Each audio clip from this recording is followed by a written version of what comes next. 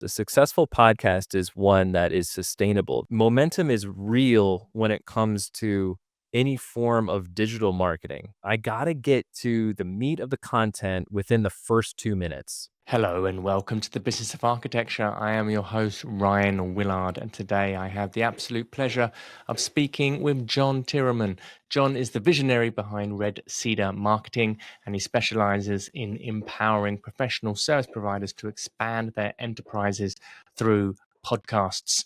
Beyond his role as a podcast producer, John draws upon his expertise as a branding strategist and digital marketer to enhance the promotional impact of his clients' podcasts. Renowned for his hosting prowess, John has curated numerous shows such as The Visible Expert, Digital Marketing Troupe, Breaking Biz Dev, and Podcasting in Professional Services. In this episode, as many of you know, I'm a big fan of podcasts, and we will be talking about the benefits of using a podcast for your business, how to set it up, the kind of equipment that you need, and where you can take it in 2024, 2025. We look at strategies for repurposing long-form content, how to do it and where to distribute it, and we look at technology for making your content production streamlined and effective. Loads of gold in this interview. Sit back, relax, and enjoy John Tyreman. This episode is sponsored by Smart Practice, Business of Architecture's flagship program to help you structure your firm for freedom, fulfillment, and financial profit. If you want access for our free training on how to do this, please visit smartpracticemethod.com. Or if you want to speak directly to one of our advisors about how he might be able to help you, please follow the link in the information. We are looking for architect developer stories for the Business of Architecture podcast. So, are you an architect developer with valuable insights to share? We're always on the lookout for passionate voices in the industry to join us on the Business of Architecture podcast. If you're ready to share your journey, lessons, strategies with our global audience, we'd love to hear from you. Reach out to us to explore being a guest on our show and help inspire other architect developers on their path. We'd be interested in hearing your story, whether you're at the very beginning of your development story or whether you have $100 million portfolio of projects already in the bag completed. We'd like to hear from you if you're working with the developers or that you've developed a number of small houses or you're working at a larger scale. It's time to announce this month's 200, 300, and 400 Club. If you missed our episode on the 200 Club, listen to BO episode 485 to learn more about this new initiative for benchmarking small firm performance. So a big congratulations to Ramiro Torres, Marina Rabina, Julia Aria, Philip Liang and Sean Kikigi, Kelly Morgan, Yogesh Mistry, Denise Burkett and Joost Bende, Judy and Larry Apel, Brad Smith, Brad Hubble, Peter Spruance, Andrea Nemecek, Chris Driscoll, Leko Mishlig, and Ryan Smith. Those are all our 200 Club members, so well done, guys. Our 300 Club members this month are Jorge Catran, Irini Adams, Mark Elster, Chris Rawlings, and Christopher Brandon. And our 400 Club members are Kimberly Dokes and Drew and Justin Tyndall. So congratulations, everybody. Keep up the good work. John, welcome to the Business of Architecture. How are you? Ryan, it's been a few months, but it just feels like yesterday that we were just having a conversation. It does, and I'm very excited to have you on the show. I very much enjoyed being a guest on your show, podcasting and professional services. Back in February, we recorded it, and then we actually published that episode on Business of Architecture not so long ago. And you are the CEO, the founder of Red Cedar Marketing. You're a podcast host of both, as I said, podcasting and professional services and Breaking Biz Dev. You're a fractional consultant, and you're really masterful at actually kind of helping businesses with their strategic marketing, being able to utilize things like a podcast, not only in the kind of technical aspects of how to get it all set up, but as you were just saying to me a moment ago, actually being able to bring the strategy around using a podcast for winning work and promoting your business. So, and I know as well, you just mentioned that you've actually worked with a number of architects helping them do this sort of thing. So we'll kind of expand upon that a little bit in this conversation.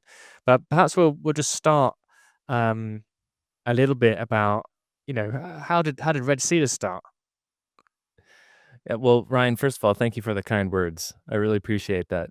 But yeah, I spent 10 years working in an agency setting, helping professional services firms understand their buyers and win new business. I worked at a branding agency, and I worked with a lot of AEC firms, so a lot of architecture firms, a lot of design build firms, a lot of engineering firms.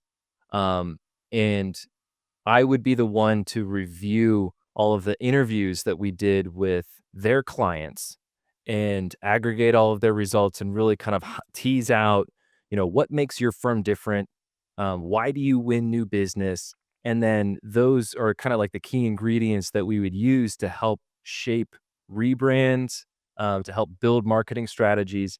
So I had a lot of experience working with a wide range of professional services firms, and then I led that research arm at that agency where I studied what makes high growth professional services firms, what makes them grow faster than firms that aren't growing so fast.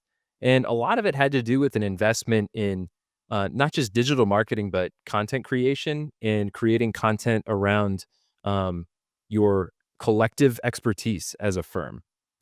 And so continuing my journey at that agency, I launched a podcast for the agency called The Visible Expert in 2019 with a colleague of mine, Kelly Waffle. And so he and I interviewed what we call visible experts and documented their journey of how they kind of rose the ranks to where they were today. And that was a lot of fun. Kelly and I had a lot of fun. And then in 2020, early in 2020, I left that agency to go to another agency in DC, and this was a digital marketing agency, so they focused on paid media and SEO and content creation. And so I launched a podcast in service of that agency. My role was a digital marketing director, and so we launched the podcast where I was interviewing a bunch of internal subject matter experts about technical things like SEO and PPC and things like that. And we found that that was a really great way to humanize the internal subject matter experts within the agency, Hmm. and that was one of the cornerstones of our marketing strategy. And then in 22, I went out on my own as a fractional marketing director, and that was really great. I lucked into a few clients, but my offering was a little too broad. And so I knew based on my research and looking at, the fastest growing professional services firms, what I needed to do was I needed to niche down in both my target audience and the services that I offered. So being a fractional marketing director in my mind was just a bit too broad. Yeah. A- And so in 23, about midway in 23, I narrowed my focus to experts and professional services firms. And then my offering was around podcast marketing services, kind of leaning into my experience in the industry, as well as my experience hosting a couple shows. And then I launched two shows in service of my one person business, Red Cedar Marketing, and podcasting and professional services being one, and breaking biz dev being the other. So that's how Red Cedar came about. Amazing.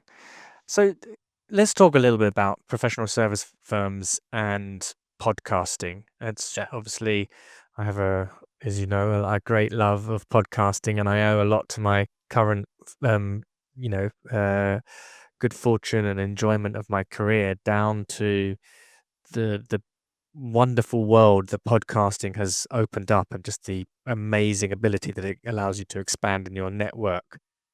And I think sometimes I certainly, and I know you, Nick, as well, sometimes we can take for granted actually that what it took to get a podcast up and running. Because I'll often encourage our own clients here at Business of Architecture that architects, you should have a podcast. And actually having a podcast, it's a it's in theory, it's pretty easy to set it up, get a couple of mics, get a Riverside subscription, hit record, you know, upload it to Libsyn or Podbean or whatever, and you're away. However, the execution of it, I have seen it become such an ordeal with people to actually put out a podcast. And again, we hear things of, and I mean, I've said this myself as well, that a kind of having a podcast is nowadays the sort of replacement of having a website, and it's something that you can maintain easily. You can produce content quicker for it. You don't have to worry about having photographs up. Get yourself out there, get yourself talking. But for a lot of people, the whole idea of setting up a podcast, the nerves, the being able to communicate, the talking, the recording, taking yourself very seriously, this all becomes like this massive weight and stress. And then the technical side of it, which people can quickly become massively overwhelmed with that, it all starts putting these obstacles in the way. So how would you, first of all, why? Why should architects or any professional services firm be podcasting? And then two, how do we navigate successfully around these perceived obstacles? Yeah, so I think a great place to start is looking at how business is won today, right? And so if we believe that a podcast is great for marketing a professional services firm, let's take a look there first. So, um, I believe you mentioned this on a very, very early episode of the Business of Architecture podcast, but the number one rule in architecture is to win the job, Oh, right? yes. And without the client, there is no architecture. And so business development is so important. And the number one thing that I see out there in the marketplace, or the number one way that firms win new business, is by responding to RFPs. That's typically, how business development organizations are structured around RFP responses. And that can create not the best business development environment for your firm. And what I mean by that is, naturally, a response to a request for proposal is a competitive situation, Mm, right? And so you are competing against other firms, presumably for the lowest cost bid, and the buyer's going to come around and say, "Hey, nice proposal. Can you sharpen your pencil a little bit and shave 15% off?" Well, that's not you're not in a good negotiating position at that point, yeah. right? Now, let's flip that around a little bit, and let's say that you have positioned your firm as a specialist in one core area, right? And you have built a brand around being the go-to firm for X, and buyers are coming to you, and they're talking to you, and you are now in a better negotiating position, because you have the ability to kind of enter into those conversations knowing that there may or may not be a competitive situation, but you're in a better negotiating position. And so that's the power of creating your own business. Mm, And referrals are great, but they're limited to your network, right? Digital lead generation, that's expensive as hell. And, you get a kind of a low ROI out of that, a return on ad spend. In-person events, sometimes they're mismanaged, right? You get out of in-person events what you put into it, the planning that goes into, mm, who's attending the event and when you're going to meet up with them and how you're going to follow up with individual people after those events. Um, but with a podcast, you kind of get the best of all worlds, right? A podcast is a way for you to kind of accelerate your networking, where you're able to unlock conversations that you wouldn't normally be able to have. Chances are that your competitors don't have a podcast, right? And so therefore that experience would be different to, your prospective clients. They're going to remember, "Hey, yeah, I was on a podcast conversation with you." But mm. they're not going to remember the sales meeting they had with, the firm down the street. So that's kind of another reason why. But um, if we look at the marks of expertise, there's really like three core skills that experts in professional services have: speaking, writing, and networking. And if you don't like to write, that can be time consuming, right? But a podcast is a great way to just have a conversation and not have to worry about putting pen to paper. So those are just, I know I'm a couple all over the place a little bit, but those are a couple of reasons why a podcast might be a good fit for a professional services firm.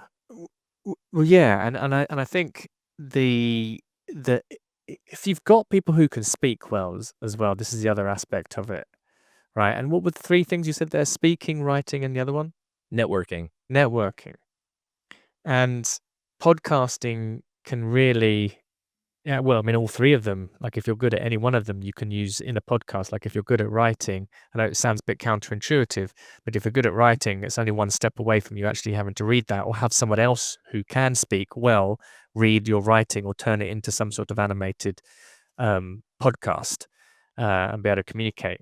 And again, using a podcast for networking and being able to go outside of your sphere of people that you typically know. And I mean, personal experience has just been amazing. It's just it opens doors. You as soon as have a podcast, you're now a media company, Yeah. and you can invite people in.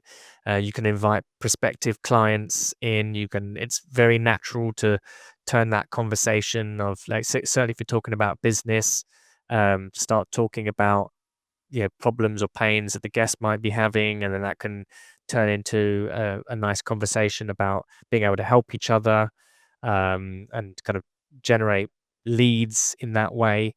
Um, and I think for an architect person or an architectural firm, certainly if you've got good speakers or people who are confident in being able to chat, or at least people who can get over, being on the air or being recorded, it's a fantastic way of producing a lot of content. So how do you help um, firms actually get up and running with a podcast? What would you say are the sorts of things they need to consider? How do they get over those hurdles we were discussing earlier? Yeah, so I can help in a few different ways. But we can, I'm happy to do it with you. I'm happy to do it for you. I also offer advisory services. So if you're doing it yourself, I'm here to help answer any questions you have. So that's kind of how I work with clients. But in terms of what it takes to get a podcast launched, um, there's obviously the first thing that a lot of people who are interested in podcasting, the first thing that they think of is what mic do I need? What camera do I need? What software do I need? And yeah, that's all well and good. But that's not what's going to make a successful podcast. A successful podcast is one that is sustainable, that has a cadence, that has um, a content that is going to be published every week or 2 weeks or once a month. You're able to sustain a cadence, and you're able to generate topics to talk about, whether that's a monologue episode, whether that's you and a co-host talking about a specific topic, or whether that's, a new guest every week or every episode. So there's a lot of work that goes into um, knowing how you're going to position the show and how that connects to your business. And that's kind of like first and foremost is like, why are you doing a podcast in the first place? Are you doing it for lead generation? Are you doing it to build and strengthen your brand? Are you doing it for thought leadership? Those are three completely different goals. And therefore, a podcast would look completely different based on any one of those goals. Mhm. So understanding why you're doing a podcast in the first place, that's kind of like the critical piece. And then kind of getting into the how are you going to sustain a podcast? So what does your operations look like? What are the topics that you're going to talk about? Who are the guests that you're going to have on? Why are those the right guests to have on? So those are the kinds of questions that need to be answered. And then of course it's, rolling up your sleeves and going out and finding the guests and recording the conversations. In terms of, just starting out and breaking that coefficient of friction, I think it's something like 70% of all business podcasts are interview based. Mhm. And so like, let's just look at that for a second, because that's if someone's going to start a podcast, that's kind of like the natural like foray into it is to start an interview show. So let's just focus on that for a second. Um, I like to recommend to my clients that when you're thinking about guests to bring on and you're just starting out, you know, group your potential guests into 3 groups. The first one being friendly contacts. And these are folks who are going to say, yes, like, you got a podcast? Sure, I'll jump on. I've got a good relationship with you. Let's record some content. It's fun. And record those first and then publish with those. The second group of guests, these are like rising stars or like industry, like you see that they're like on a growth trajectory. Like you want to get them on the show now because they're going to blow up later on and they're going to be a household name later on. But those folks may need the social proof to go and look at your show and understand, like, okay, is this a legit show? Do they have episodes published? It brings a level of like credibility to it. And then the third group, these are dream guests. These are like after you've been publishing for a while, after you've fine-tuned your operations, these are the folks that you can reach out to and really swing for the fences. So I those are like that. That's great. That's really, really thoughtful. Um, and I kind of looking at this, the friendly faces, the rising stars, and the dream guests. It's quite easy sometimes to try and go straight for the dream guests, or even the rising stars, and kind of be put out because it's so difficult to actually get people booked in or locked down. Um, and that can be an immediate thing that stops the sustainability of the project right. or completely destroy the cadence. So the friendly faces, the people that you know that you've already got relationships with, who you know how they speak and that they're excited. Absolutely, I love that. That's a really, really thoughtful way of actually structuring and getting the podcast up and running.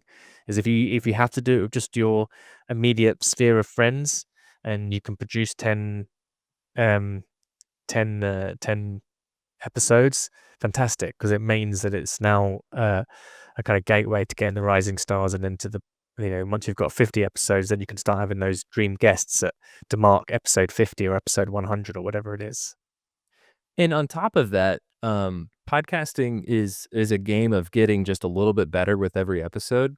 Mm-hmm. And as a host, your first episode that you record is going to sound and feel a whole lot different than your 100th episode that you record. And so you're going to notice that you get better with every rep that you take. And so if you start with those friendly contacts, you're in a relaxed environment, but you're also getting better at your craft and you're sharpening your skills as a host, because there are certain soft skills that go into hosting a podcast. Like active listening and being able to kind of summarize key points back and mirror and reflect and know when to kind of shift gears and rein a guest in and get them back on track. So these are all things that you learn, and it's better to learn in a safer environment when you're talking to friendly contacts, so that you can sharpen your skills, so that you can really nail the interview when you talk to one of those industry stars or a dream guest. Mm-hmm. Amazing. So let's talk about the other things that make up sustainability and cadence of a podcast. What can make a podcast non-sustainable, and what sorts of things get in the way of establishing a strong cadence?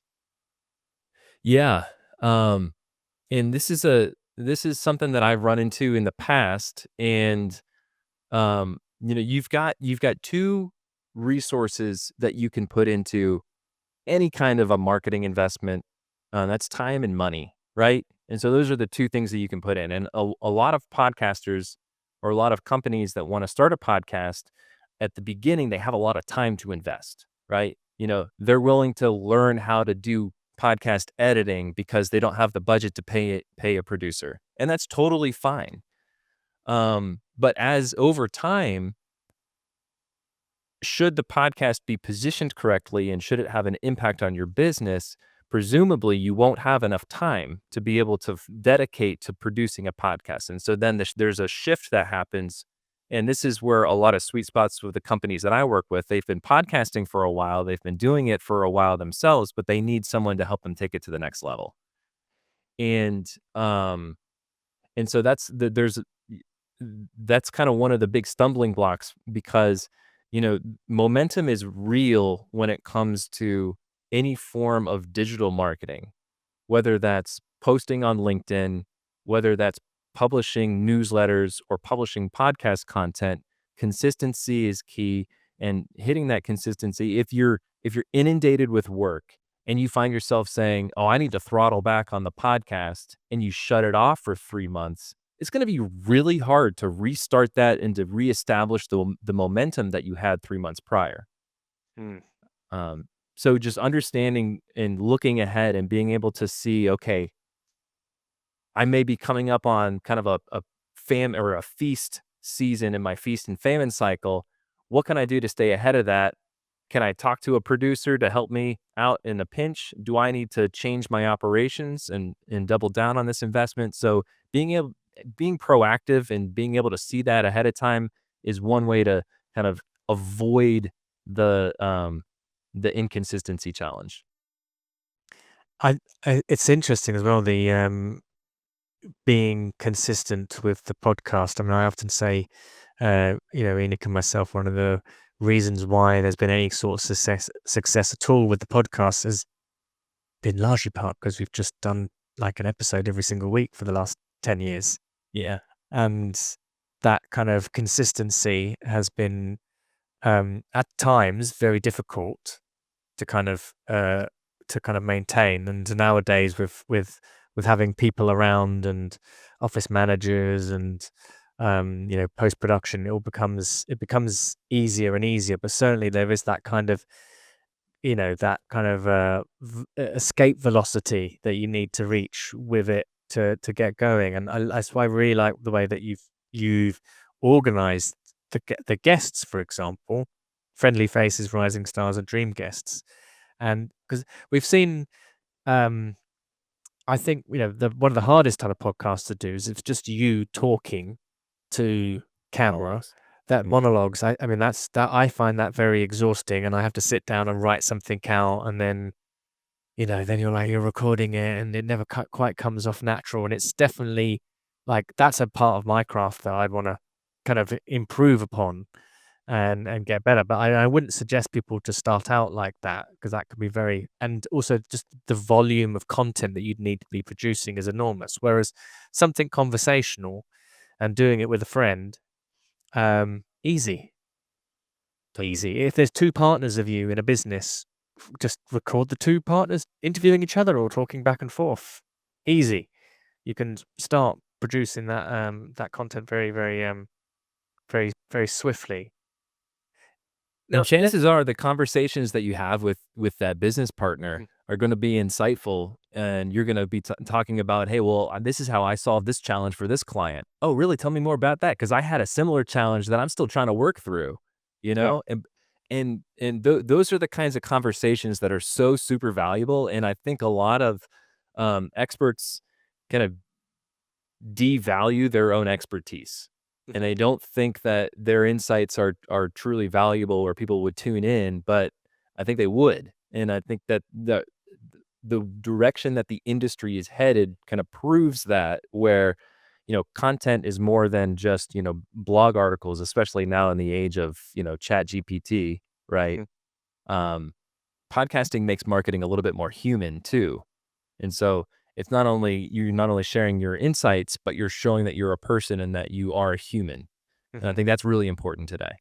Yeah, no, I always am amazed at the ability of a podcast to kind of develop a relationship without you needing to be there. Yeah. And you find people who kind of connect with you, and like they feel like they've got a connection with you because they've been listening to your podcast, and it's quite a lovely thing. And that's the very kind of intimate part of the podcast is that you're kind of speaking into people's ears without you actually having to be anywhere near them. Yeah. Um, let's talk a little bit about what happens after you produced the podcast, and or perhaps easy ways that you think of the production side of a podcast, and then we can look at the kind of repurposing elements of it, which I know you're very masterful with. So just let's say you've recorded your podcast. Editing becomes you can be using something like Riverside these days. You can just hit generate episode, and takes out all of the gunk for you. Are there any sorts of advice that you give on that process now, from taking that kind of podcast and just getting it out there into the world? Well, I'll share a story of a hard lesson that I learned. Um, it was early on in my podcasting career. It was on the Visible Expert podcast, and I was interviewing Joe Pulizzi, who is like the godfather of content marketing. And when I was interviewing Joe, I knew that he was a big Browns fan, football fan. And so I was talking to him about the Browns and everything, just kind of building rapport, because this is the first time I'd ever talked to Joe. And I wanted to be able to kind of like make him feel comfortable, talk about something, just to kind of like banter a little bit. And my mistake was including that small talk in the podcast. And we talked for like 3 or 4 minutes about that. And what I should have done is I should have gone back and cut all that out. A listener actually reached out to me and said, "Hey, John, love the podcast, but it took way too long to get to the content." And that always kind of sat with me. And ever since then, I made a point of I got to get to the meat of the content within the first 2 minutes, Right. right? So you got 30 seconds for an intro, and might take a minute or two to get to it. But if I can get to the meat of the content of that first 2 minutes, then I'm doing the listener a service. Um, and if I don't do that, then chances are they'll bounce. They won't listen. If I got them to download the podcast, I want them to listen to it, right? Hmm. So that was one of the big lessons that I learned about post production, and kind of take out that banter. And another part of it is, if you're editing your own voice, watch out, because you get caught in a trap. You laughing because you know exactly what I mean. Yeah, that will do your head in. Well, and Yeah. and then you get caught up in this, like, okay, and then you want to edit out like everything, and you want to splice it so it sounds just right. And I've spent hours editing my own voice, and it sucks. It's a time suck.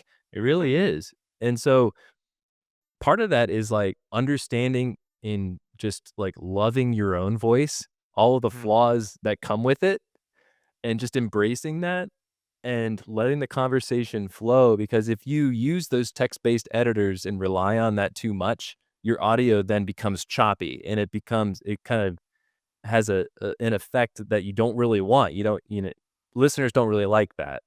Having a more natural sounding conversation is sometimes more pleasurable.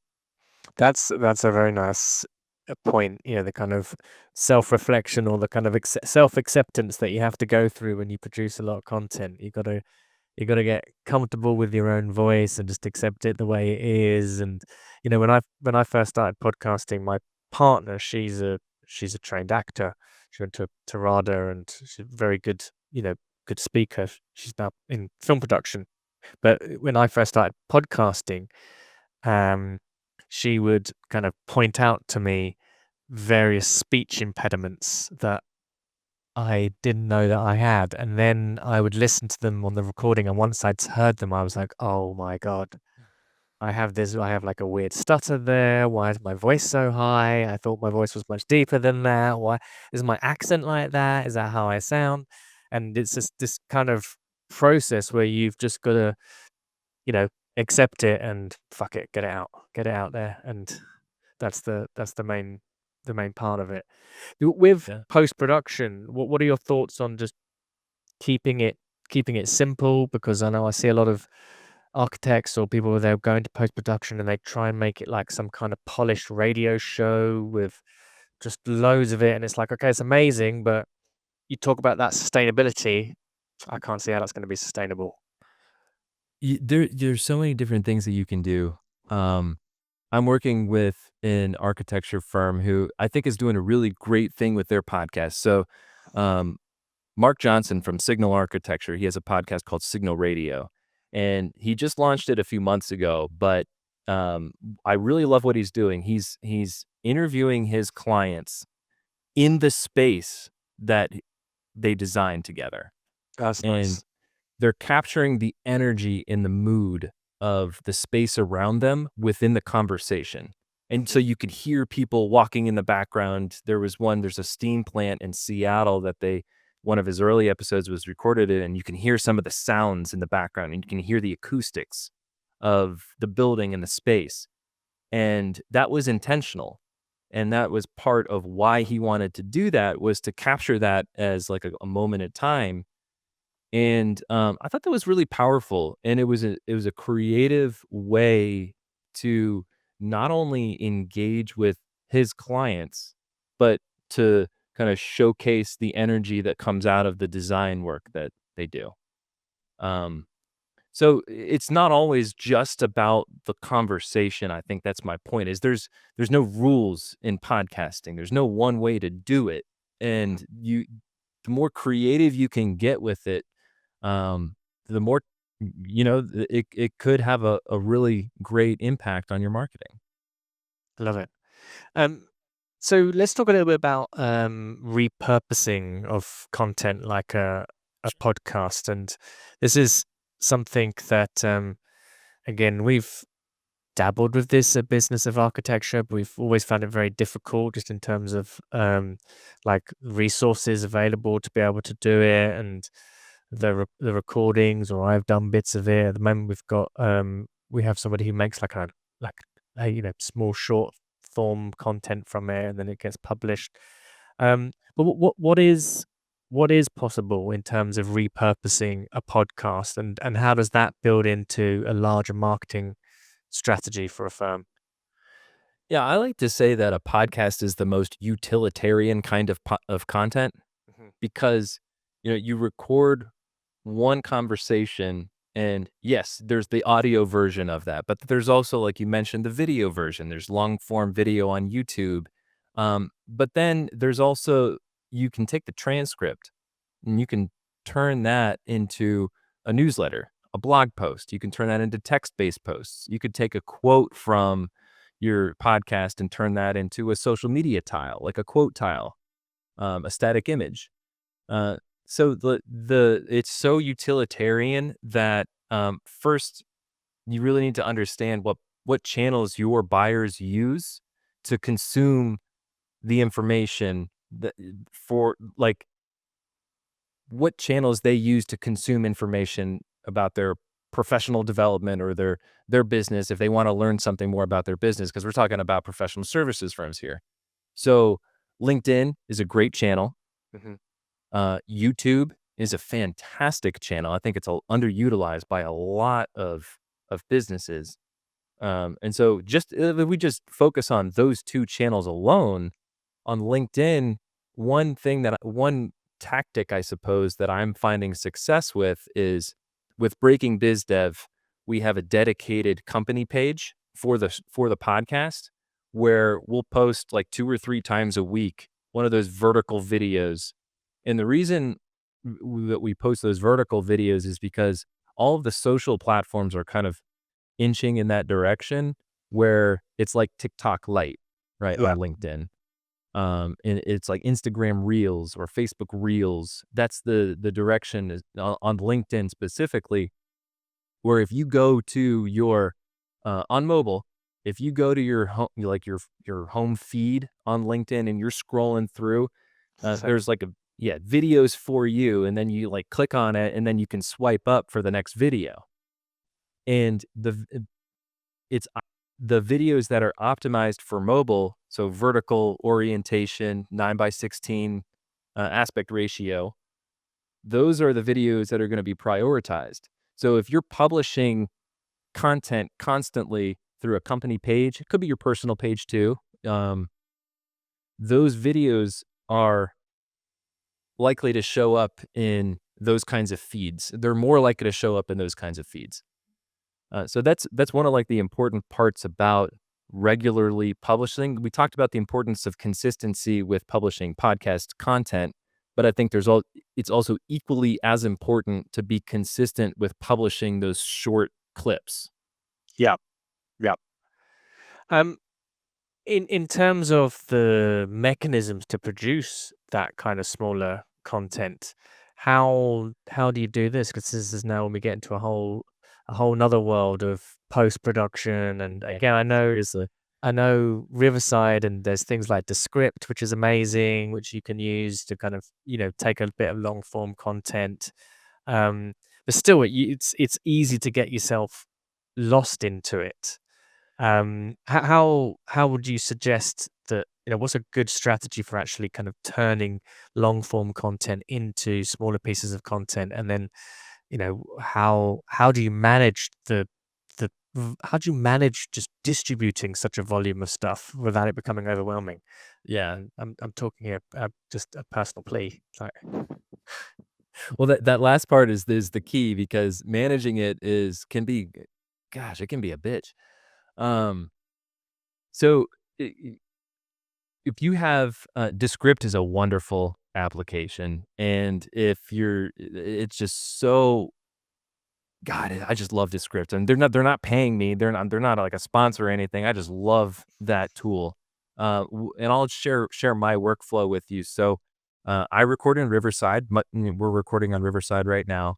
Riverside is great because it produces those high quality aligned videos, and so there's a separate like for example on this recording right now, there's going to be a separate track for me and a separate track for you. And what I do is I will take both of those tracks out of Riverside and I will upload those into Descript, and then I'm able to have two video feeds on the screen, and I will produce like the feature length episode, right? And so that's half an hour or 45 minutes or whatever it is, and it's in that kind of widescreen orientation.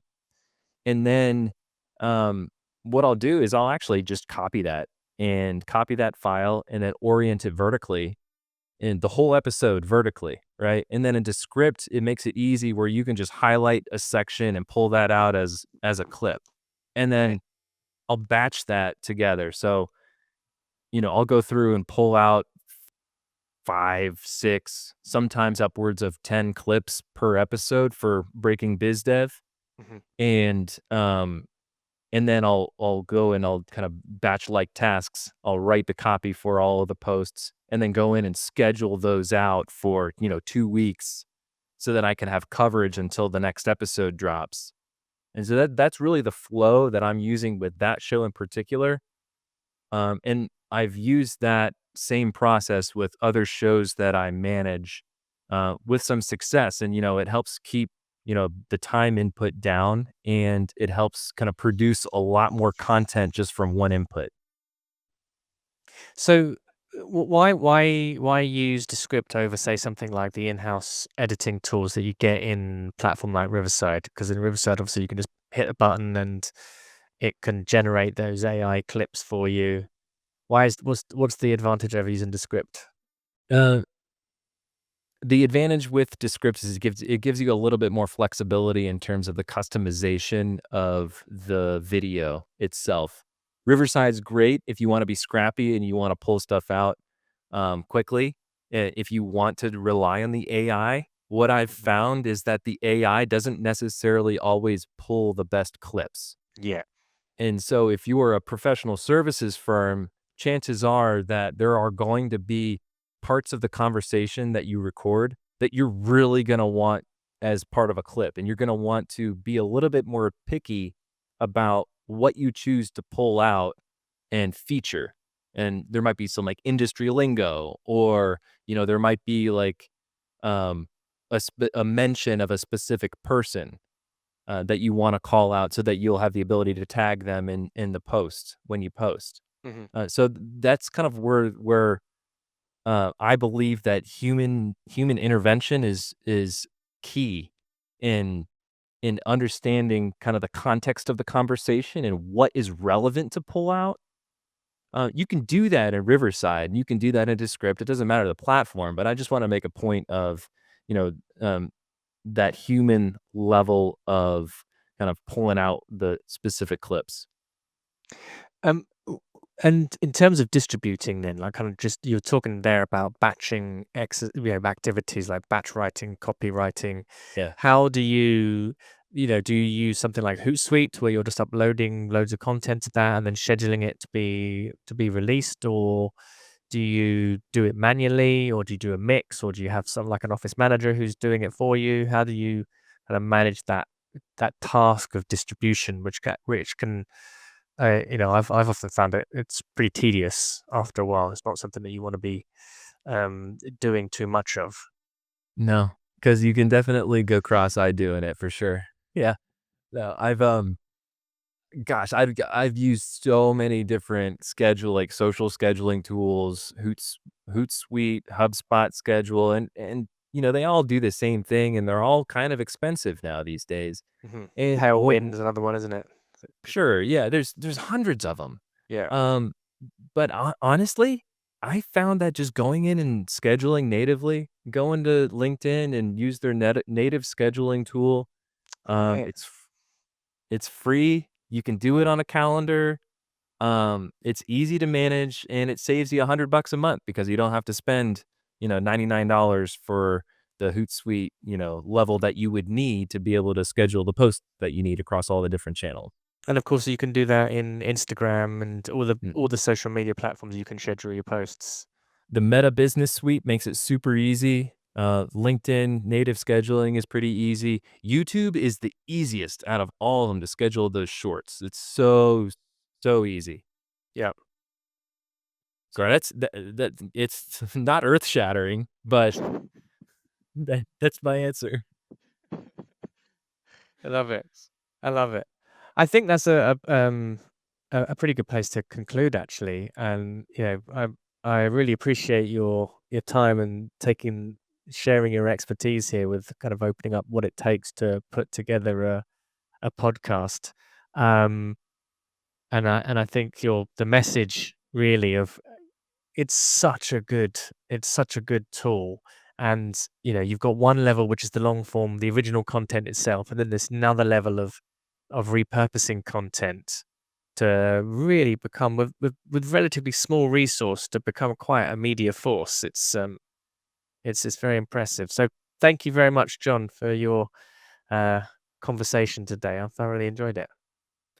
Ryan, it's an absolute pleasure to talk with you. I feel like we could just keep having a conversation about podcasting, and we could go, and I know it's late where you are right now, so I really appreciate your time and I appreciate you having me on.